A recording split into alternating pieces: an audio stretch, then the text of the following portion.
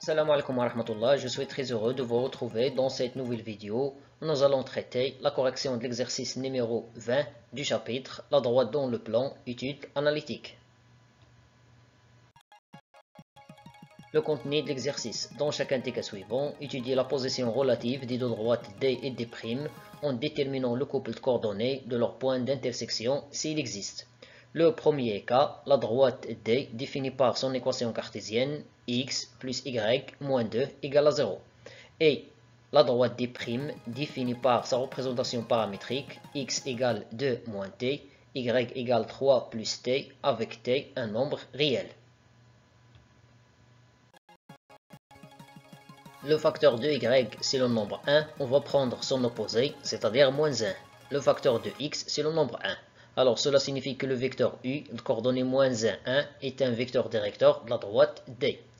Pour la droite D', le premier facteur de t, c'est moins 1. Alors on va prendre moins 1. Le deuxième facteur de t, c'est 1. Donc on va prendre 1. Alors le vecteur v, de coordonnée moins 1, 1, est un vecteur directeur de la droite D'. Puisque les deux droites D et D' ont le même vecteur directeur, cela signifie que les deux droites D et D' sont parallèles. Le deuxième cas, étudions la position relative des deux droites D et D' en précisant les coordonnées de leur point d'intersection s'il existe. Tel que la droite D est définie par l'équation cartésienne 2x moins y plus 3 égale à 0.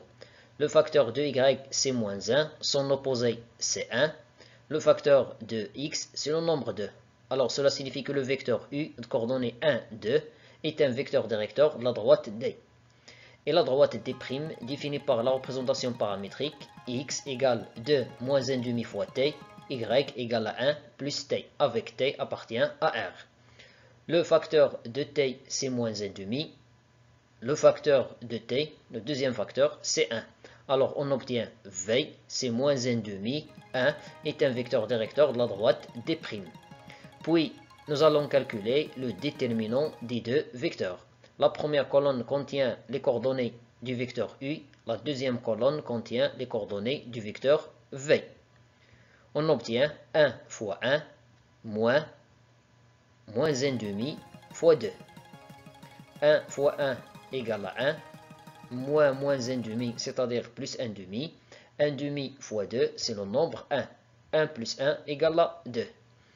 Comme le déterminant des deux vecteurs u et v est différent de 0, alors cela signifie que les deux vecteurs u et v ne sont pas collinéaires.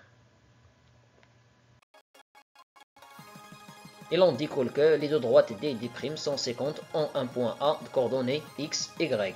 Pour déterminer x et y, nous allons résoudre le système qui contient la représentation paramétrique de la droite D' et l'équation cartésienne de la droite D. Si on remplace respectivement x et y par 2 moins 1 demi t et 1 plus t dans la troisième équation, c'est-à-dire cette équation, alors on obtient deux facteurs, 2 moins 1 demi t, x, moins y, 1 plus t, plus 3 égale à 0. Ici, nous allons développer 2 fois 2, ça fait 4. 2 fois moins 1 demi t, ça fait moins t. Ici, on a les parenthèses. On va éliminer ces parenthèses puisqu'elles sont précédées d'un signe moins. Donc, on doit changer le signe de chaque terme. Alors, on obtient moins 1 moins t. Puis, plus 3 égale à 0. Moins t, ça fait moins 2t. 4 moins 1 plus 3, ça fait 6. Alors, on obtient moins 2t plus 6 égale à 0.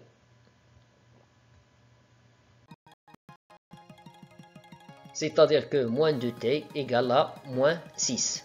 Puis, nous allons diviser les deux côtés par le nombre moins 2. Donc, on obtient t égale moins 6 sur moins 2, c'est-à-dire le nombre 3. Si on remplace t par 3 dans l'équation, la première équation, x égale à 2 moins 1 demi t, et dans la deuxième équation, c'est-à-dire y égale à 1 plus t, alors on obtient x égale 2 moins 1 demi fois 3. Moins 1 demi fois 3, c'est moins 3 demi. puis nous allons réduire au même dénominateur, donc on obtient x égale à 4 sur 2 moins 3 sur 2, c'est-à-dire 1 demi. Pour y, on obtient y égale à 1 plus 3, c'est-à-dire 4. Il s'ensuit que le point A de coordonnées 1 demi 4 est le point d'intersection des deux droites D et D'. C'est tout pour cette vidéo, merci et à bientôt.